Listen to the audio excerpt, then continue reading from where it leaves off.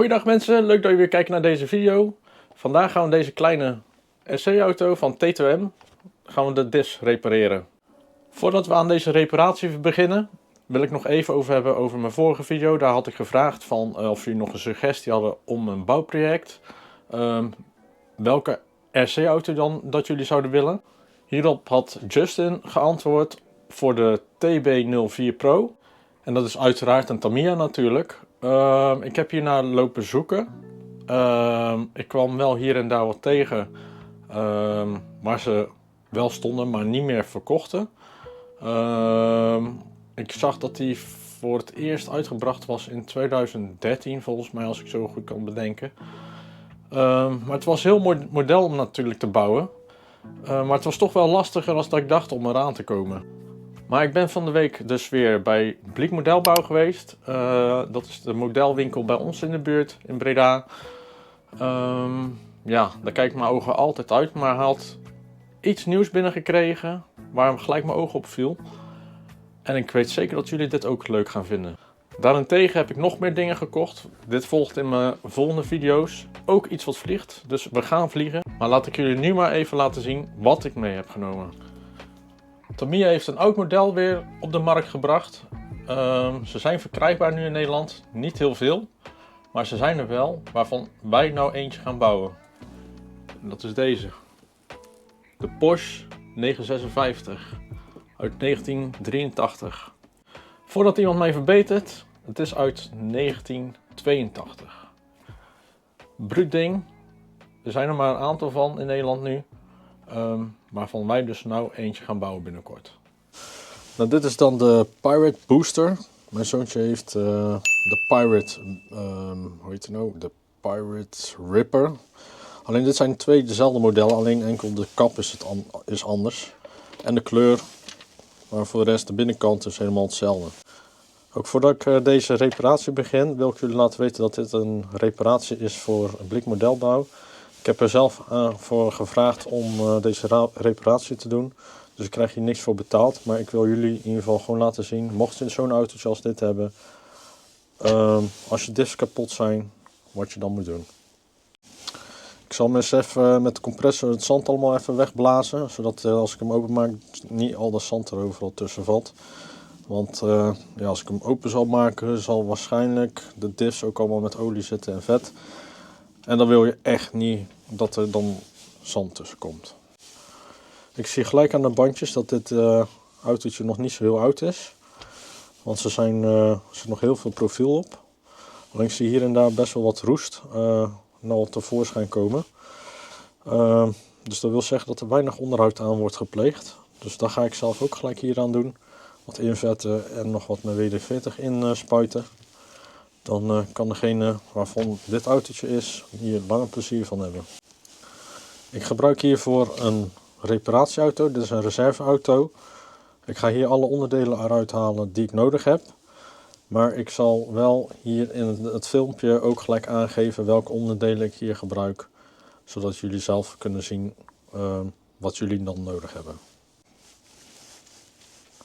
Zoals je ziet, de achterwielen draaien niet mee. Maar de wielen links en rechts van de voorkant die draaien wel mee. Dus het is niet allemaal kapot. Dus ik denk misschien dat er hier bij de aandrijfas misschien wel iets mis mee is met de tandwielen. We zullen alles maar gaan openmaken. Alles met kruiskopschroeven draaien. Dat is altijd een beetje jammer.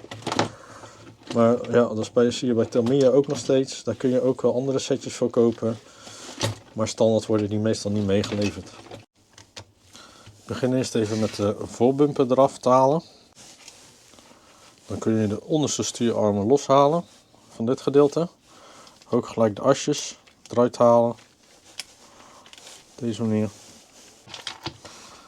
Dan hou je nou alles aan de bovenkant los. Goed alle schroefjes een beetje bij elkaar houden. Want anders weet je niet meer waar alles moet. Want het zijn ook allemaal verschillende maten. Dus het beste is gewoon elk onderdeeltje ook bij het onderdeel leggen waar je eraf haalt. Nou, de voorwielen zijn eraf. En dan eventjes hier met de bijhorende schroefjes. Dan zal ik eens kijken hoe ik deze eraf kan halen. Zo te zien is dit één onderdeel. Dus dat is niet echt heel erg handig, vind ik zelf. Maar ik zal eens kijken wat er gebeurt als ik deze schroefjes allemaal los ga maken. Nou, ik heb al bijna heel de auto uit elkaar liggen. Maar ik kan nou eindelijk hierbij, om te schroeven in ieder geval. En dan kunnen we de kappen in ieder geval losmaken. En dan kunnen we bij het voorste differentieel en dan kunnen we gelijk zien wat er aan de hand is. Zullen we ze maar eens even openmaken. Nou, zoals je ziet, dit ding heeft echt al heel weinig onderhoud gehad. Want je ziet dat de lagers al helemaal verroest zijn. Ja, dat is echt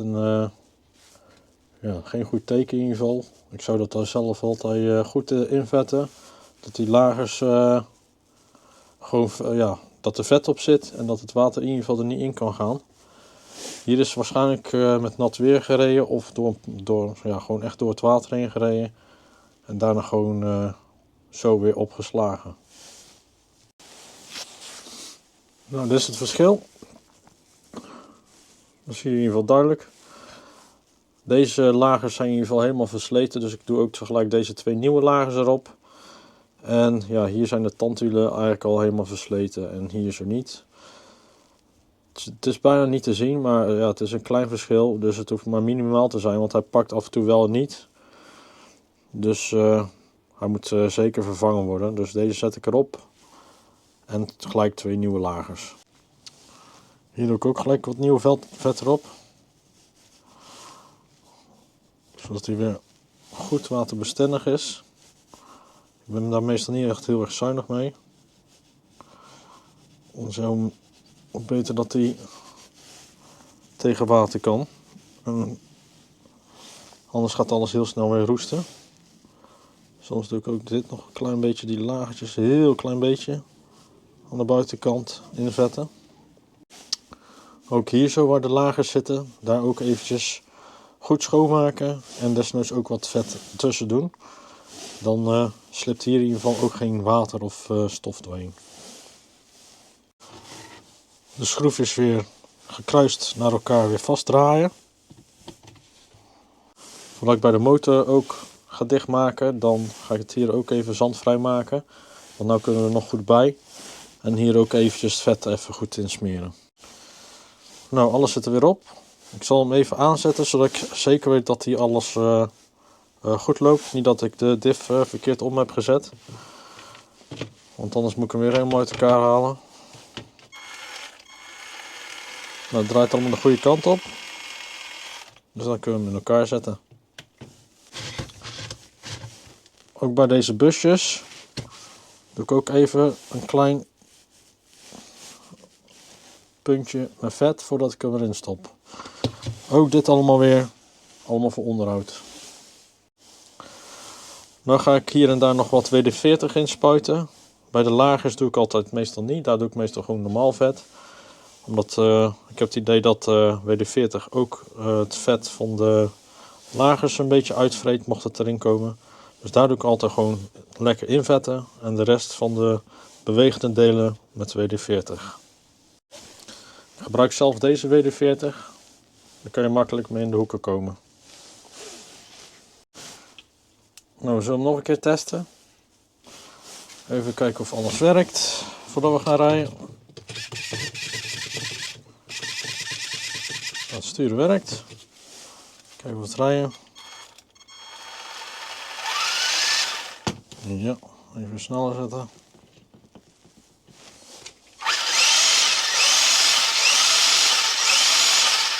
Nou, dat klinkt goed. Dan gaan we een stukje rijden. Nou, zullen we eens testen. Langzame stand.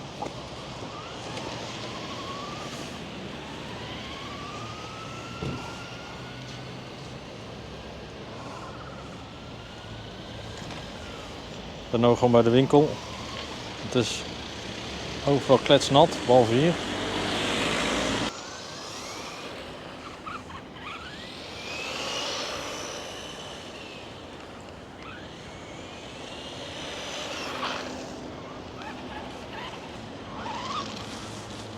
Super druk hier ook.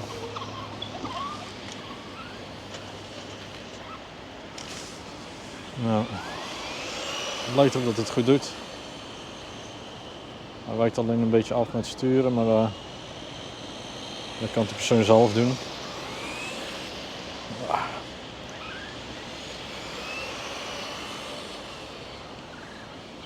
Nou ja, dit is ook weer gemaakt.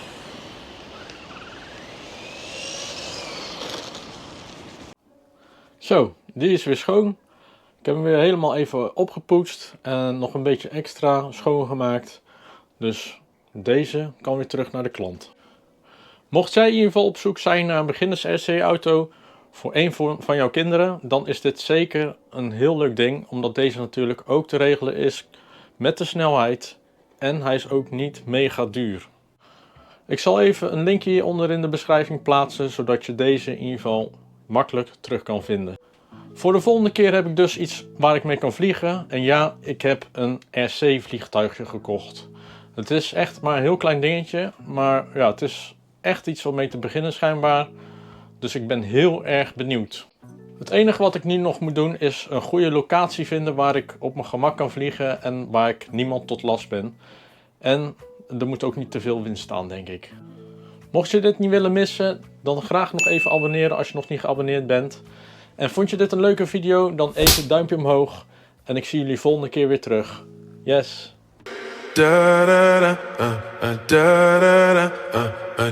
down.